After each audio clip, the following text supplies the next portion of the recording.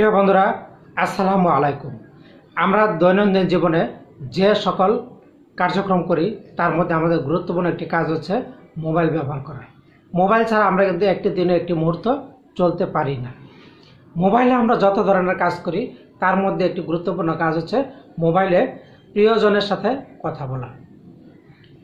এখন বিষয়টি হচ্ছে, আপনি প্রিয়জনের সাথে কথা বলছেন, এই মুহূর্তে মোবাইলের নেটওয়ার্ক চলে গেল, অথবা আপনি গ্রামে কোথাও ঘুরতে গেলেন, মোবাইলের নেটওয়ার্ক নাই, আপনি কিভাবে যোগাযোগ করবেন, কথা বলবেন? আপনি আপনার কোনো প্রিয়জনকে কল দিলেন, তার সাথে কথা বলছেন, আপনার কথা সে বুঝছে কিন্তু তার কথা আপনি কিছুই বুঝছেন না। অথবা আপনি যাকে কল দিলেন, আপনি তার কথা বুঝলেন কিন্তু আপনার কথা উনি বুঝলো না। তাহলে কি হবে এখন? তো বন্ধুরা, এর কোনো নির্ধারিত সমাধান আমার কাছে নাই। আমি একটি পলিসি ব্যবহার করি, আমি একটা কাজ করি, আমি সেটাই আপনাদের সাথে শেয়ার করছি। এই কাজটি করে আমি উপকৃত হয়েছি, এজন্য আজকের এই টিউটোরিয়ালটি করা। আমি আপনাদেরকে 100% গ্যারান্টি দেব না, বলবো না যে কাজ হবে।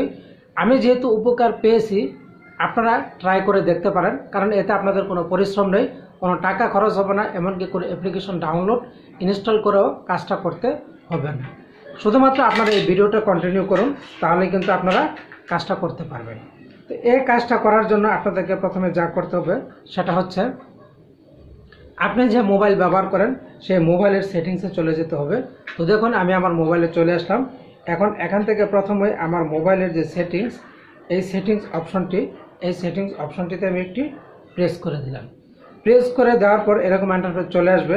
এরকম আসলে আপনারা যে কাজটি করবেন, এখানে পেয়ে যাবেন নতুন আরও একটি option, SIM card and mobile network.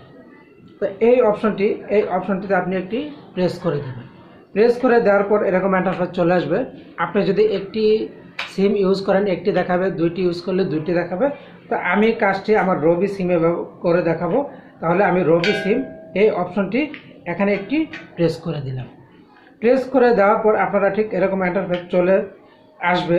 আসলে এখান থেকে আপনারা যে কাজটি করবেন, এখানে আপনারা নিচের দিকে একটু লক্ষ্য করেন, এখানে পেয়ে যাবেন প্রেফার নেটওয়ার্ক টাইপ যে অপশনটি, এই অপশনটিতে একটি প্রেস করে দেবেন।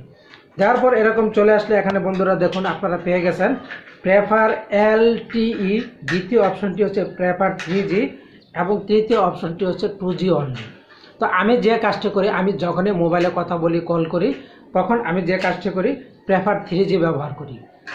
এটা করে আমি উপকার পেয়েছি। আপনারা যখন ওয়াইফাই ব্যবহার করবেন তখন প্রেফার LTE দেওয়া আছে, এটাই ব্যবহার করবেন।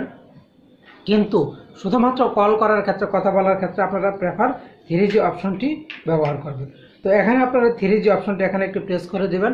আপনার মোবাইল 4G 5G হলেও আপনি 3Gতে প্রেস করে দেবেন। প্রেস করে দেওয়ার পর দেখবেন এটা হয়ে গেছে।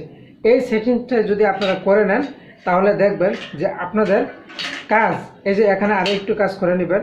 এখানে যে 4G অপশনটি, এই 4G অপশনটি এটা বন্ধ করে দেবেন। বন্ধ করে ওই 3Gটা সেট করে নেবেন। এই যে আমি আবার দেখিয়ে দিচ্ছি, আমি কিন্তু এখান থেকে 3Gটা সেট করে নিয়েছি।